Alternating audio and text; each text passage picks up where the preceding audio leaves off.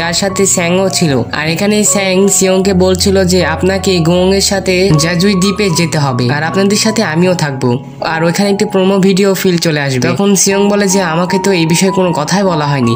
তখন স্যাং বলে আমি এই বিষয়ে তোমাকে প্রথমেই বলেছিলাম, তোমার ওখানে গোং এর ইন্টারভিউ নিতে হবে। অবশ্য সিয়ং এটার জন্য তৈরি ছিল না, কিন্তু স্যাং তাকে বলে যে তোমাকে স্ক্রিপ্ট দিয়ে দেওয়া হবে, তুমি ওটাকে মনে রেখো। তো এরপরে সিয়ং সেটার জন্য রাজি হয়ে যায়। এরপরে সিনে আমরা দেখতে পাই যেখানে সিয়ং ইউনামের সাথে ডেটে এসেছিল। ইউনাম এখানে তার নাম ও সারার নাম একটি তালাতে লেখে, আর এখানে ইউনামের চাবি ফেলা দরকার ছিল কিন্তু সে তালাকেই ফেলে দেয়। আর তখন সিয়ং বলে তুমি এটা কি ফেললে? আর তখন ইউনাম দেখে যে তার কাছে চাবি আছে।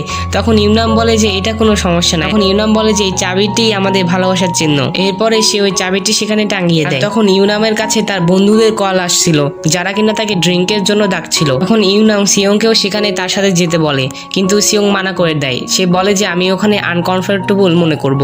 আর তখন ইউনাম বলে যে সমস্যা নাই, ওখানে আমার বন্ধুরাই আছে, এই জন্যই চলো আমরা সেখানে গিয়ে আবারও চলে আসবো। তো এরপরে ইউনাম সিয়ংকে তার বন্ধুদের কাছে নিয়ে আসে।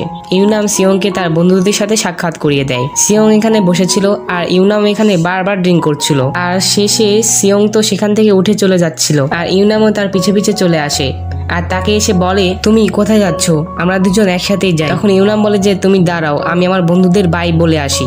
কিন্তু যখন ইউনাম ভিতরে যায় তার বন্ধুরা তাকে আবারও বসিয়ে দেয় আর তাকে আবারও ড্রিঙ্ক করার জন্য বলে।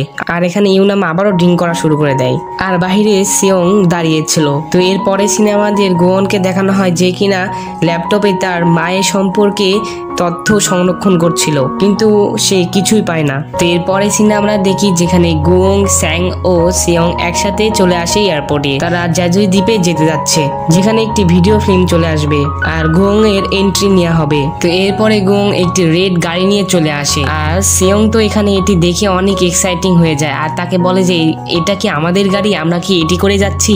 তখন গোয়ন বলে যে তুমি ট্যাক্সি নিয়ে হোটেলে চলে এসো, আমি যাচ্ছি।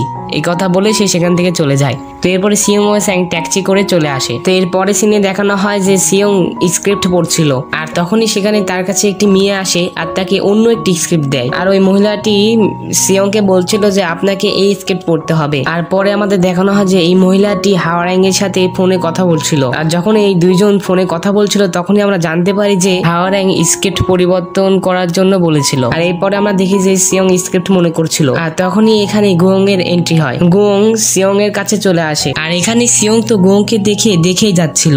তো এরপরে গোয়ং সিয়ং এর কাছে চলে আসে আর এখানে সিয়ং গোয়ং এর ইন্টারভিউ নিতে যাচ্ছিল। তখন গোয়ং সিয়ং এর দিকে তাকায় আর তাকে বলে যে তুমি তো খুবই ভয় পেয়ে আছো। আর তখন সিয়ং বলে যে না,